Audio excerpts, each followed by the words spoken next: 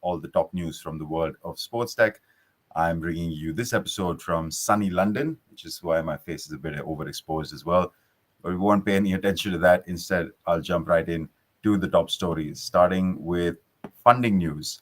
Actually, we have quite a few deals this week, which is always welcome. Betr kicks us off. They raised 35 million. Betr is Jake Paul, Logan Paul's brother, now a YouTuber, boxer. It's his sports betting application. They've actually been quite aggressive, raised, I think, about 50 million was last year. Now they've raised another 35 million. And I believe this round is still open somewhere in this article. It goes to say that it is only partially closed. So, hey, if you want to jump into the ring with Jake Paul on Betr, this is your chance to do that. Next up, we have MVP Index, which is a solution that uses AI for sports measurement, sports impact measurement, sponsorship impact measurement, I should say, for sports. Um, they've raised 20 million to expand their range of services, and this is an Austin-based, US-based company. The sports sponsorship ROI measurement piece is a important industry as sponsorship comes in from all sorts of new areas. So MVP Index raising 20 million to help build out that use case. Project Admission raised 3.2 million. This is a application that sits on top of existing ticketing applications. They partner with SeatGeek and a bunch of others, tickets.com, I believe, as well. And they, improve the life cycle of the ticketing experience for the fan. So whether you can do different things with your cart, also for the teams that are running ticketing applications, it helps them manage their backend as a bit better as well. So that's Project Admission.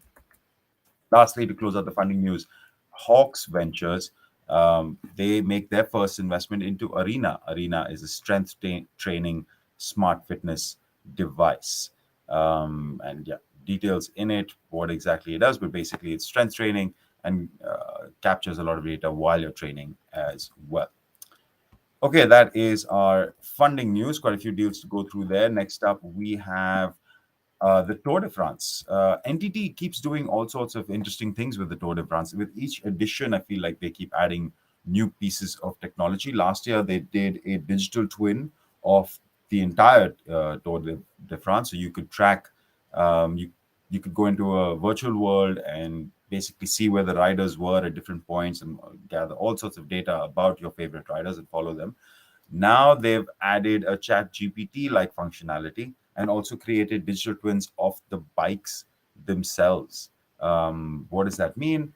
They've been a partner of the tour for a few years, and they will bring you. It's using generative AI to find different ways to enhance the fan experience. So fans will be able to use the ChatGPT and type interface to ask questions and find out more information about what's happening during the race, and have a better experience, I guess. Because they're collecting a lot of data, which they can then push to fans for a better experience. All right, that is a little bit about the Tour de France. I did mention at the start of the episode that I'm in London, and there is a good time to talk about stuff that is happening here. Let's start with Wimbledon, which will actually go on courts on this Monday. Wimbledon has been in talks with IBM for a while. IBM has been their tech partner for years.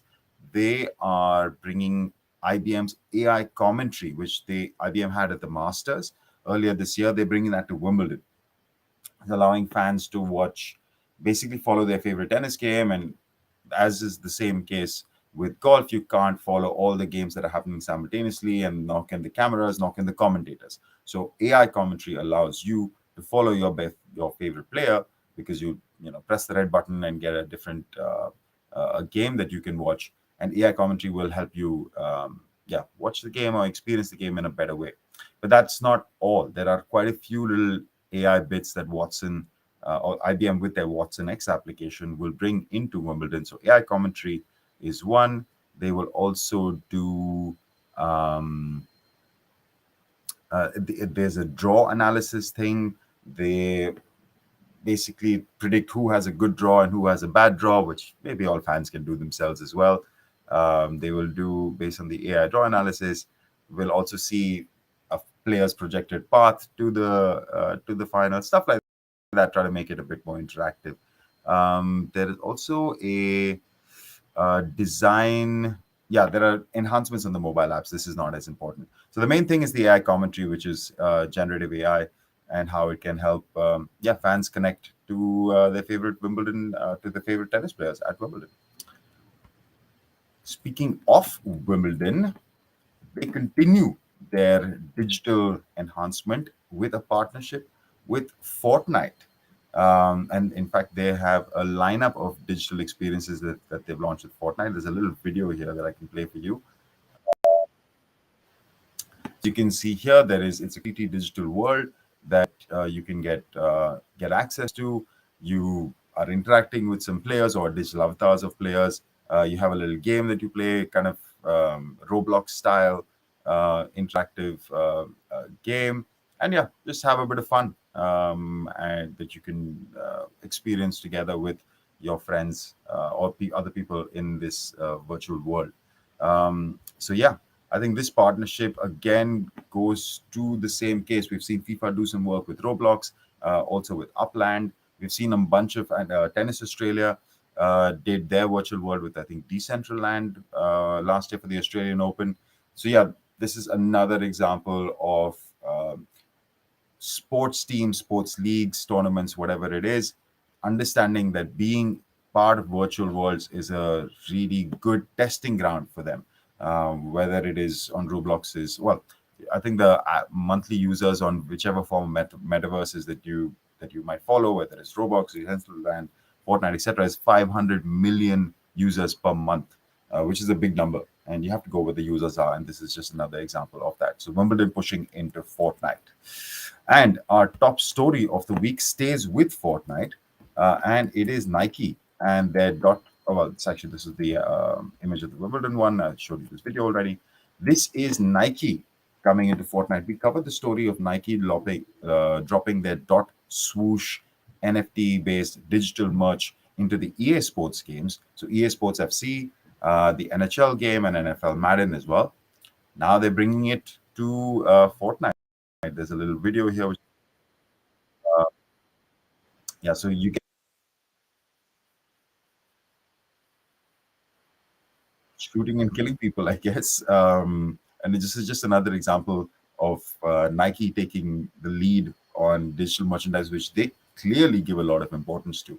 We've seen Puma with their, I think it's called the Black Draw or something like that. With their drop, Adidas has been constantly experimenting with digital merch. Their partnership with the Bored Apes long ago, and since then they've done many other partnerships to launch digital merch. But for Nike, this is let's Nike Fortnite, all the logos in there together. They're calling this Airphoria. Yeah, that's the one.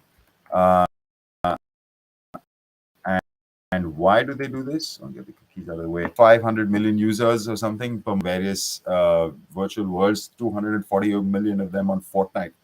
So and Nike can convert at very low price points for digital merch, get, I don't know, whatever, 1% or some smaller number like than that of users converting in and buying digital merchandise. Then those are huge, huge numbers.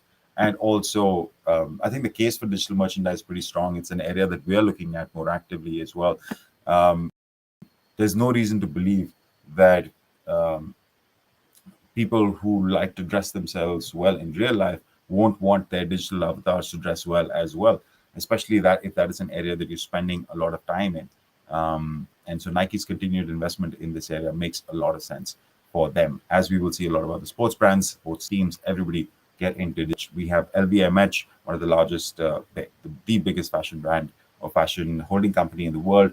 They've invested a lot in digital merch as well. And I think this is a trend that will continue for the foreseeable future. All right, that is our show for the week. Little 10-minute wrap up of all the top news.